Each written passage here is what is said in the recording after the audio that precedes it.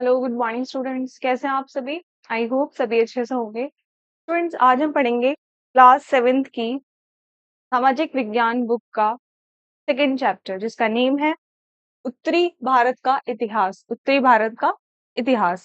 चलिए स्टार्ट करते हैं चैप्टर को। 7वीं शताब्दी के मध्य में हर्षवर्धन की मृत्यु के बाद का साम्राज्य छिन्न भिन्न हो गया था। हर्षवर्धन की मृत्यु के पश्चात से लेकर 12वीं शताब्दी ईस्वी तक का काल उत्तर भारत के इतिहास में सामान्यतः राजपूत काल के नाम से जाना जाता है। इस समय भारत में महत्वपूर्ण राजनीतिक परिवर्तन हुए और 8वीं शताब्दी में उत्तर तथा मध्य भारत में अनेक राजपूत राज्य भी उदित हुए। और इस काल में महमूद गजनवी ने भारत पर 17 बार आक्रमण किया और भारत के मंदिरों की अपार धन संपदा को लूटकर वापस स्वदेश ले गया। महमूद के बाद मोहम्मद गौरी ने भारत पर कई बार आक्रमण किए और अंत में उसे भारत में राजनीतिक सत्ता की नींव डालने का अवसर मिल गया। और इन आक्रमणों ने भारत में दिल्ली सल्तनत तथा मुस्लिम शासन की नींव डाली। गुर्जर प्रतिहार की बात करें तो विद्वानों के अनुसार प्रतिहार संभवतः गुर्जर गुर्जर वंश के वंशज थे। उन्हें गुर्जर प्रतिहार के नाम से भी जाना जाता है और ये हुनों के कुछ समय बाद ही भारत में प्रविष्ट हुए थे। वे अवंती तथा दक्षिण पश्चिम राजस्थान पर राज्य करते थे और बाद में उन्होंने कन्नौज पर भी अधिकार कर लिया।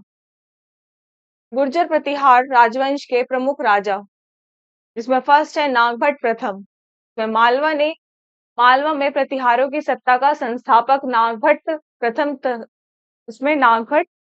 था और इसके शासन काल की महत्वपूर्ण घटना 725 ईस्वी में अरबों द्वारा मालवा पर आक्रमण था और जिसमें इसने अरब आक्रमणकारी का सफलतापूर्वक सामना किया और भड़ोच तक अपनी सत्ता स्थापित कर ली। और इस वंश का प्रतापशाली राजा वत्सराज था और इन्होंने प्रारंभ में अनेक राजाओं को पराजित कर प्रतिहर साम्राज्य को विशालता प्रदान की थी। नागभट्ट द्वितीय की बात करें तो वत्सराज के पश्चात उसका पुत्र नागभट्ट द्वितीय गुर्जर प्रतिहारों का राजा हुआ और इसने कन्नौज को अपनी राजधानी बनाया। वह अपने वंश की खोई हुई प्रतिष्ठा को पुनः स्थापित करने में लग गया और नागभट्ट ने आंध्र सिंध विदर्भ तथा कलिंग को भी जीता। मुंगेर के समीप एक युद्ध में उसने धर्मपाल के नेतृत्व में पाल सेना को भी पराजित कर दिया था और इस प्रकार वह उत्तरी भारत का शक्तिशाली शासक बन गया था। नागभट्ट द्वितीय के बाद उसका पुत्र रामभद्र गद्दी पर बैठा। वह अत्यंत दुर्बल शासक था। थर्ड है मिहिर भोज। रामभद्र का पुत्र और उत्तराधिकारी मिहिर भोज प्रथम इस वंश का सर्वाधिक महत्वपूर्ण शासक हुआ और उसने बहुत कम समय में ही बंगाल के पाल राजाओं द्वारा विजित क्षेत्रों पर पुनः अधिकार कर लिया और उसने आदि वराह की पदवी को धारण किया। महेंद्रपाल प्रथम की बात करें तो मिहिर भोज प्रथम के बाद उसका पुत्र महेंद्रपाल प्रथम शासक बना। उसने न केवल अपने पिता से उत्तराधिकार में प्राप्त साम्राज्य को अक्षुण्ण बनाए रखा, अपितु पूर्व में उसका विस्तार भी किया। प्रतिहार साम्राज्य आमतौर पर हिमालय से लेकर दक्षिण में विंध्या तक तथा पश्चिम में गुजरात से लेकर पूर्व में बंगाल एक साम्राज्य निर्माता था, अपितु कुशल प्रशासक एवं विद्या और साहित्य का महान संरक्षक भी था। महेंद्रपाल द्वितीय की बात करें तो महेंद्रपाल द्वितीय के बाद प्रतिहार राज्य का पतन होने लगा क्योंकि इनके उत्तराधिकारी कमजोर तथा अयोग्य शासक थे और महमूद गजनवी के कन्नौज पर आक्रमण ने इस राज्य का पतन हो गया और अंततः कन्नौज पर राठौर राजपूतों का अधिकार हो गया। अगर हम बात करें बंगाल का पाल राजवंश की तो पाल बिहार तथा बंगाल के शासक थे। बंगाल का पश्चिमी भाग गौड़ तथा पूर्वी भाग बंग कहलाता था। शशांक की मृत्यु के पश्चात लगभग एक शताब्दी तक बंगाल में अराजकता और अव्यवस्था का वातावरण रहा और 18वीं शताब्दी ईस्वी के मध्य अशांति तथा अव्यवस्था से ऊब कर बंगाल के प्रमुख नागरिकों ने गोपाल नामक एक सुयोग्य सेना नायक को अपना बना लिया। गोपाल ने जिस नवीन राजवंश की स्थापना की उसे पाल वंश कहा जाता है। गोपाल की बात करें तो यह पाल वंश का प्रथम शासक था। उसने शशांक की मृत्यु के पश्चात उत्पन्न अशांति को शांत किया।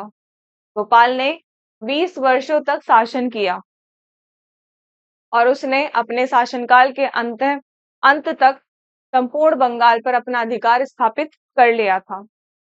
धर्मपाल गोपाल के पश्चात उसका पुत्र और उत्तराधिकारी धर्मपाल पाल वंश का शासक बना और इस समय उत्तर भारत का राजनीतिक वातावरण बड़ा विक्षुब्ध था और इस समय गुर्जर प्रतिहार राजवंश के शासक वत्सराज ने अपने साम्राज्य विस्तार में तथा राष्ट्रकूट राजा कन्नौज पर दृष्टि लगाए बैठे थे। धर्मपाल को इन दोनों शक्तियों से संघर्ष करना पड़ा और उसने अपने राज्य का विस्तार गंगा के मैदान तक कर लिया और उसने कन्नौज पर भी अपना अधिकार स्थापित कर लिया था।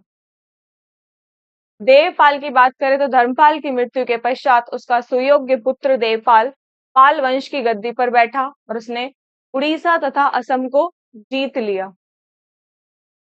तत्पश्चात पालों ने अनेक उतार चढ़ाव देखे तथा 12वीं शताब्दी के अंत में पाल राज्य बख्तियार खिलजी के आक्रमणों का शिकार हो गया। पाल राजाओं का शासनकाल प्राचीन भारतीय इतिहास के उन राजवंशों में से एक है जिन्होंने सबसे लंबे समय तक राज्य किया। राष्ट्रकूट की बात करें तो राष्ट्रकूट दक्कन के शासक थे। वे मूलतः महाराष्ट्र में लाटूर के निवासी थे, किंतु उनके वंश की स्थापना एलिशपुर में हुई थी। वे बादामी के चालुक्यों के अधीन सामंत थे और उन्होंने एक स्वतंत्र राज्य की स्थापना की तथा शोलापुर के निकट मालखेद को अपनी राजधानी बनाया और उन्होंने कांची, कलिंग तथा मालवा इत्यादि को जीत लिया और चालुक्य शासक कीर्तिवर्मन द्वितीय को भी हराया और उसने महाराजाधिराज परमेश्वर तथा परम भट्टारक की उपाधियां धारण की और उसके उत्तराधिकार कृष्णा प्रथम ने अपने राज्य का विस्तार कर्नाटक तक कर लिया और उसने एलोरा की गुफाओं के मंदिरों का निर्माण कराया और उसके उत्तराधिकारी ध्रुव ने अपने राज्य की सीमाओं को दक्षिण में कावेरी नदी तक विस्तृत कर लिया।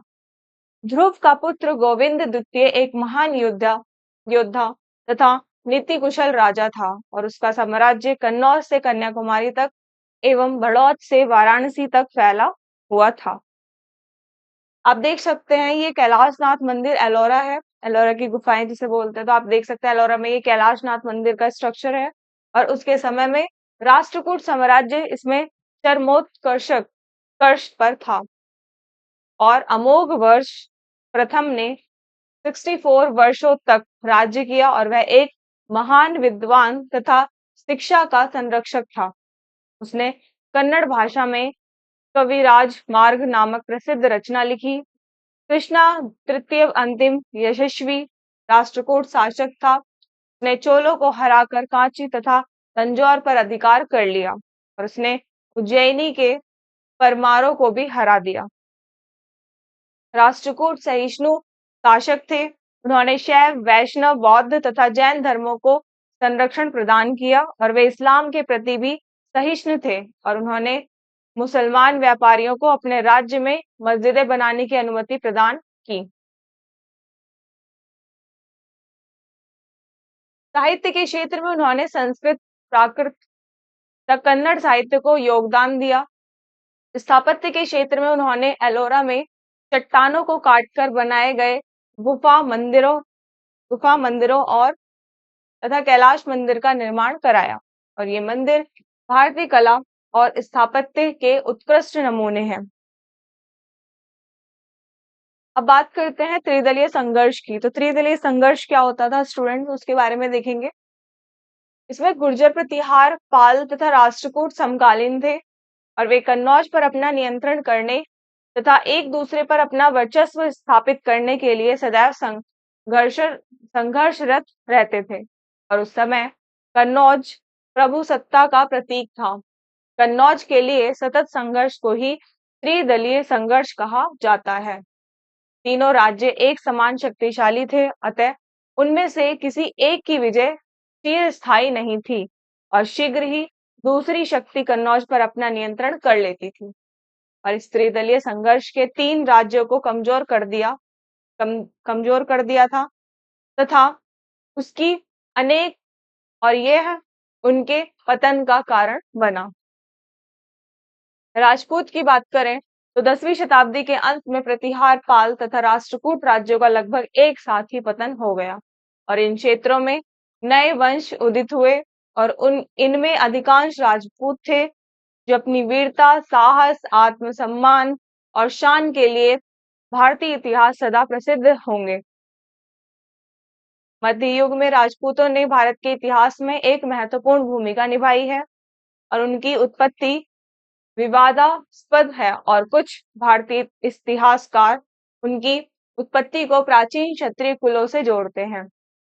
पृथ्वीराज रासो के रचयिता चंद ने राजपूतों की उत्पत्ति का अग्निकुल सिद्धांत प्रतिपादित किया है और इस सिद्धांत के अनुसार महर्षि वशिष्ठ ने माउंट आबू पर यज्ञ किया और यज्ञ की वेदी से 4 वीर पुरुष निकले और ये 4 वीर क्रमशः परमार, प्रतिहार, चौहार तथा सोलंकी थे, जिन्हें देश को विदेशी आक्रमणों से बचाने के लिए रचा था। और बाद में राजपूतों के अन्य अनेक वंश उत्पन्न हुए और ये सभी सूर्यवंशी थे और इस युग के प्रमुख राजपूत वंशों में कन्नौज में गढ़वाल, मालवा के परमार, बुंदेलखंड के चंदेला, अजमेर के चौराहार, गुजरात के सोलंकी, त्रिपुरी के कालचूरी, दिल्ली के तोमर, बंगाल के सैन और असम के अहोम तथा उड़ीसा के केसरी एवं गंग थे। कश्मीर में 3 वंशों ने शासन किया, करकौता, उत्पल तथा लोहारा। तुर्की आक्रमण की बात करें तो अरब लोगों ने भारत में प्रथम मुसलमान विजेता के रूप में भारत में प्रवेश किया और उन्होंने हिंद को अपने साम्राज्य में मिला लिया। फिर मुल्तान पर अपना अधिकार कर लिया, किंतु प्रतिहारों तथा राष्ट्रकूटों के प्रबल प्रतिरोध के कारण आगे नहीं बढ़ सके और अरबों के द्वारा शुरू किए गए कार्य को तुर्कों ने पूरा किया। 11वीं शताब्दी में तुर्कों ने बगदाद के खलीफा में से सत्ता छीन ली और वे अरबों की अपेक्षा अधिक शक्तिशाली, महत्वाकांक्षी तथा भौतिकवादी थे। अब बात करते हैं स्टूडेंट्स महमूद गजनवी के आक्रमण की। तुर्की आक्रमणकारियों में महमूद गजनवी प्रथम था और वह अफगानिस्तान की एक छोटी सी जागीर गजनी की गद्दी पर 998 ईस्वी में बैठा था और उसका मध्य एशिया में एक विशाल साम्राज्य स्थापित करने का स्वप्न था, जिसके लिए उसे एक बड़ी सैन्य शक्ति प्राप्त करने के लिए बहुत से धन की आवश्यकता थी।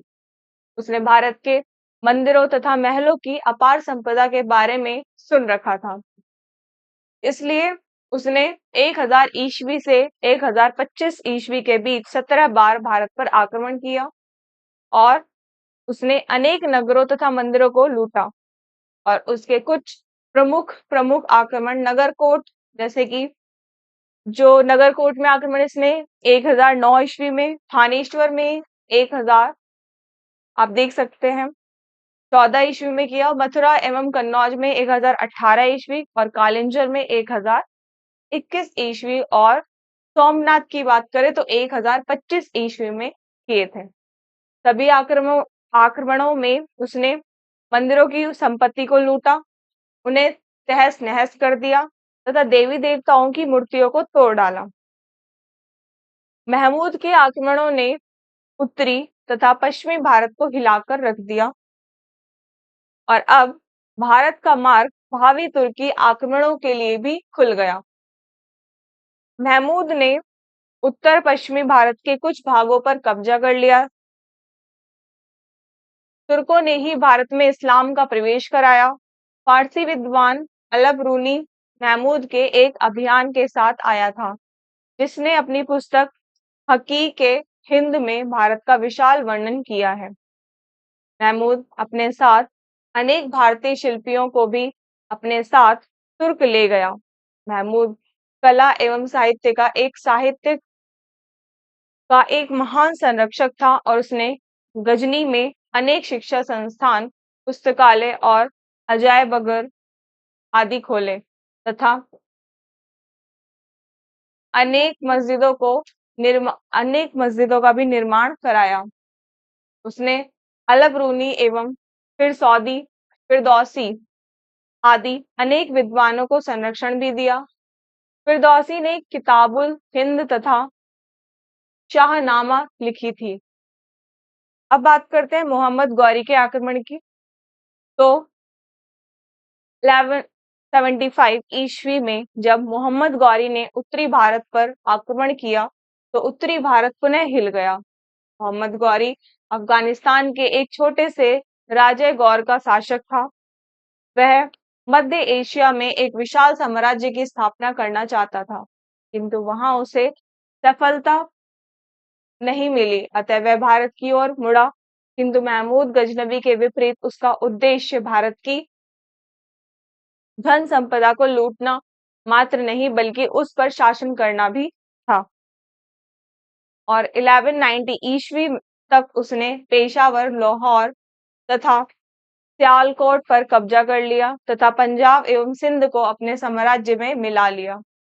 गौरी ने तब गंगा के मैदान को जीतने का निश्चय किया और उसका सामना दिल्ली के चौहार शासक पृथ्वीराज द्वितीय से हुआ। 1191 ईस्वी में तराइन के प्रथम युद्ध में गौरी की पराजय हुई, किंतु 1192 ईस्वी में तराइन के द्वितीय युद्ध से उसने पृथ्वीराज को हरा दिया और 1194 ईस्वी में उसने कन्नौज के शासक जयचंद को भी हरा दिया, जिसने पृथ्वीराज के विरुद्ध गौरी की सहायता की थी और 1198 ईस्वी में गौरी के कन्नौज पर अधिकार कर लिया। और इसके बाद वह कुतुबुद्दीन ऐबक को भारत में अपने विजित क्षेत्रों का गवर्नर नियुक्त करके स्वदेश लौट गया और 1206 ईस्वी में पंजाब के खोखरों ने गौरी की हत्या कर दी और अब कुतुबुद्दीन ऐबक भारत में गौरी के विजित क्षेत्रों का स्वतंत्र शासक बन गया। अब राजपूतों की पराजय के कारण बता दें तो राजपूत बहादुर योद्धा थे, किंतु वे एक शक्तिशाली तथा स्थायी साम्राज्य की स्थापना करने में सफल नहीं हो सके। वे तुर्कों के सामने पराजित हो गए और उसके निम्न कारण थे। फर्स्ट, घमंड के कारण भी सामंत लोग राजा के प्रति निष्ठावान नहीं थे। उनमें एकता तथा संगठन का अभाव था और इस प्रणाली में राजा की स्थिति कमजोर होती थी, जबकि उनके सामंत अधिक समृद्ध हो गए और उनका सामंती संगठन भी उनके लिए विनाशकारी सिद्ध हो गया और उनकी शक्ति बटी हुई थी, जिसके कारण वे तुर्कों से पराजित हो गए। ये सबसे बेस्ट एग्जाम्पल है कि एकता में ही शक्ति होती है, लेकिन ये एक नहीं थे। और हाथी सेना पर आवश्यकता से अधिक निर्भर रहते थे, जबकि युद्ध काल में प्राय हाथी अपने ही सैनिकों को रौंद डालते थे और उनके अस्त्र शस्त्र तथा युद्ध कला भी पुरानी तथा पिछड़ी हुई थी और राजपूत का सैन्य संगठन भी दोषपूर्ण था। तो ये इनके हारने के कुछ अचूक कारण थे। उत्तर भारत में राजपूत काल में समाज, अर्थव्यवस्था एवं संस्कृति की बात कर लेते हैं। शिक्षा एवं ज्ञान। इस युग में मठ, घटिका, अग्रहार तथा विहार विविध प्रकार के शिक्षा केंद्र थे, किंतु मंदिर शिक्षा के सबसे बड़े केंद्र थे और ये धार्मिक प्रेरणा देने के अतिरिक्त सामाजिक तथा सांस्कृतिक केंद्र भी होते थे। मंदिर, बैंक, न्यायालय तथा अस्पताल आदि का भी कार्य करते थे। वे हस्तशिल्पों को प्रोत्साहन देते थे तथा बड़ी संख्या में लोगों को रोजगार प्रदान करते थे। मंदिरों तथा विहारों में शिक्षा दी जाती थी। रोजगार का प्रशिक्षण श्रेणियों द्वारा किया जाता था। नैतिक शिक्षा संतों द्वारा दी जाती थी। समाज की बात करते हैं। राजपूत युग में समाज में 4 परंपरागत जातियां प्रचलित थीं, जो पुनः अनेक उपजातियों में विभाजित हो जाती थीं। कुछ तथाकथित निम्न जातियां अछूत समझी जाती थीं। गोंड, भील तथा शबर आदि कुछ आदिम जातियां भी विद्यमान थीं और ये जातियां विंध्य, दक्कन, बिहार एवं बंगाल की वनाच्छादित पहाड़ियों में निवास करती थी। राजपूत समाज में स्त्रियों की दशा सम्मानजनक थी और उनके पुरुष उनके सम्मान की रक्षा करते थे और उनके उच्च शिक्षा प्राप्त करने का अधिकार उन्हें था तथा उन्हें कला का प्रशिक्षण भी दिया जाता था। शाही स्त्रियां अपना सम्मान बचाने के लिए जौहर करती थीं, किंतु अन्य जातियों की स्त्रियों की दशा संतोषजनक नहीं थी। उन्हें उच्च शिक्षा प्राप्त करने का अधिकार नहीं था। बहुविवाह विवाह के कारण परिवार एवं समाज में उनका स्तर गिर गया था। सती प्रथा भी प्रचलित थी और उन्हें विधवा पुनर्विवाह की अनुमति न थी। विज्ञान एवं प्रौद्योगिकी की बात करें तो राजपूत युग में विज्ञान तथा प्रौद्योगिकी का भी विकास हुआ।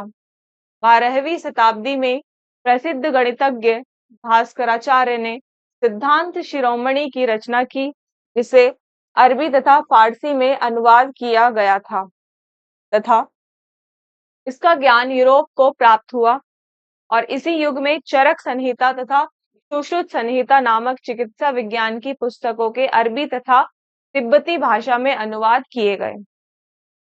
धर्म की बात कर लेते हैं। हिंदू धर्म व्यापक रूप से प्रचलित था। राजपूत लोग शिव तथा विष्णु के उपासक थे। कृष्ण की भी विष्णु के अवतार रूप में पूजा होने लगी थी। काली, दुर्गा तथा जगदम्बा आदि रूपों में शक्ति की भी व्यापक रूप से पूजा होती थी। भक्ति आंदोलन उत्तर भारत में भी फैल गया। उत्तर भारत में बौद्ध धर्म का इसमें पतन हो गया था, किंतु पूर्वी भारत में पाल राजाओं के संरक्षण में यह प्रचलित रहा। जैन धर्म व्यापारी वर्ग में लोकप्रिय हुआ। अरब व्यापारियों के माध्यम से तथा अरबों द्वारा सिंध पर विजय के बाद इस्लाम धर्म ने भारत में प्रवेश किया। सूफी संतों ने भी भारत में इस्लाम धर्म के प्रसार में योगदान दिया। नाउ अर्थव्यवस्था की बात करते हैं। लोगों का प्रमुख व्यवसाय यहाँ पर कृषि था। इस युग में विभिन्न प्रकार की मिट्टियों उन्हें उपजाऊ बनाने, खाद्यान्नों के प्रकार तथा खेती के उपकरण आदि में काफी प्रगति हुई। तुर्कों के आगमन के बहुत पहले ही भारत में रहट द्वारा सिंचाई की जाती थी और उद्योगों के क्षेत्र में वस्त्र उद्योग बहुत उन्नत था। धातु कलाएं भी अति उन्नत थी। मूर्ति कला, आभूषण एवं नक्काशी आदि भी अत्यंत विकसित थे। शिल्पों, उद्योग तथा व्यापार की व्यवस्था के लिए श्रेणियां भी बनाई गई। आप देख सकते हैं रहट द्वारा सिंचाई किस प्रकार की जाती थी। इस युग में व्यापार विकसित था और भारत के व्यापारिक संबंध चीन तथा इस्लामी देशों के साथ थे। पश्चिम तट पर देवल, खंबात, थाना, सोपारा तथा क्विलोन एवं पूर्वी तट पर ताम्रपर्णी बंदरगाहों से ने विदेशी व्यापार किया जाता था। कपूर, लौंग, बांस, नील, कस्तूरी, देवदार, हाथी दांत, इत्र, इलायची, काली मिर्च तथा खाले आदि भारतीय वस्तुओं की विदेशों से बहुत मांग थी और घोड़े, शराब, जुआरे, रेशम, रत्न, जवाहरात, सोना, चांदी तथा तांबा आदि पदार्थ विदेशों से आयात किए जाते थे। भारत एक समृद्ध देश था। नेक्स्ट बात करते हैं इसमें कला एवं स्थापत्य की। तो राजपूत शासक कला एवं स्थापत्य के महान संरक्षक थे। उन्होंने अनेक महल, दुर्ग तथा मंदिर का निर्माण कराया। मंदिर 3 शैलियों में बनाए गए। उत्तर भारत के अधिकांश मंदिर नागर शैली में बनाए गए, जो कि मध्य भारत के मंदिर बेसर शैली से निर्मित हुए। दक्षिण भारत के मंदिर द्रविड़ शैली में बनाए गए। तो आप देख सकते हैं यहाँ पे ओसिया का सूर्य मंदिर है। ये ओसिया का पंचायतन मंदिर है और ये माउंट आबू के दिलवाड़ा मंदिर है।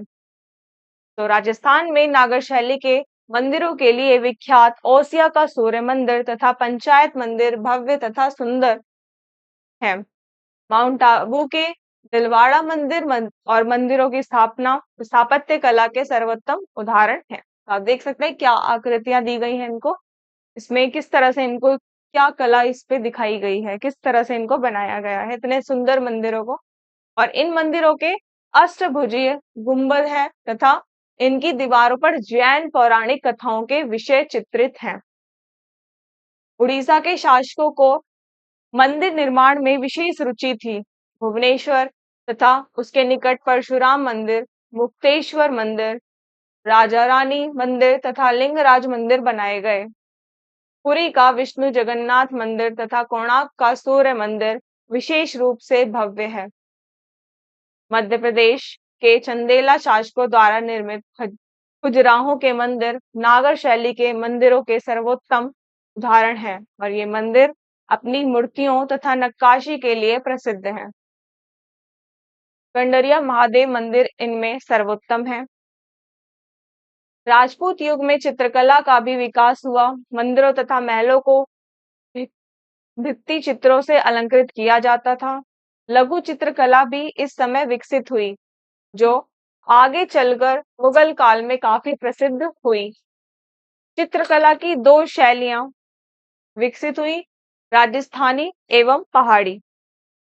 राजस्थानी शैली में दरबार, शाही उत्सव तथा आखेट आदि के चित्रों की प्रयुरता है, जबकि पहाड़ी शैली में प्राकृतिक सौंदर्य, राधा कृष्ण के भक्तिमय प्रेम एवं रामायण, महाभारत या पुराणों के दृश्य चित्रित हैं।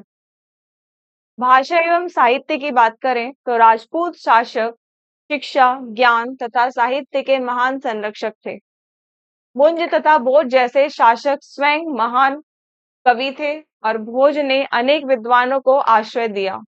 कन्नौज के शासक यशो यशोर वर्मन के दरबार में भभूति संस्कृत के महान नाटककार थे। सोमदेव ने कथा सरित सागर लिखा। कल्हड़ की राज तरंगिणी कश्मीर का ऐतिहासिक वृत्तांत है और विल्हड़ ने चालुक्य शासक विक्रमादित्य की जीवन कथा विक्रमांक देव चरित लिखी। पृथ्वीराज द्वितीय के दरबारी कवि चंद बरदाई ने पृथ्वीराज रासो की रचना की। क्षेमेंद्र ने कुमारपाल रचित तथा बृहल बृहल कथा मंजरी लिखी और श्री स्वामिन ने संस्कृत व्याकरण पर अनेक कृतियां लिखी और उद्भट, वामन, रुद्रट एवं मम्मट आदि ने नाट्य शास्त्र के साहित्य को समृद्ध किया और माधवकर, धन्वंतरी एवं नागार्जुन आदि ने चिकित्सा शास्त्र पर अनेक ग्रंथ लिखे। राजपूत युग में प्रमुख भाषा संस्कृत थी और बौद्ध तथा जैन धार्मिक साहित्य पाली तथा प्राकृतिक भाषाओं में लिखा गया और अपभ्रंश या अपरिष्कृत संस्कृत जनसाधारण की बोलचाल की भाषा थी। तो ये था स्टूडेंट्स आपका चैप्टर। आई होप आपको ये चैप्टर बहुत ही अच्छे से समझ आया होगा। तो हम नेक्स्ट क्लास में नेक्स्ट चैप्टर पर डिस्कस करेंगे। Thank you so much.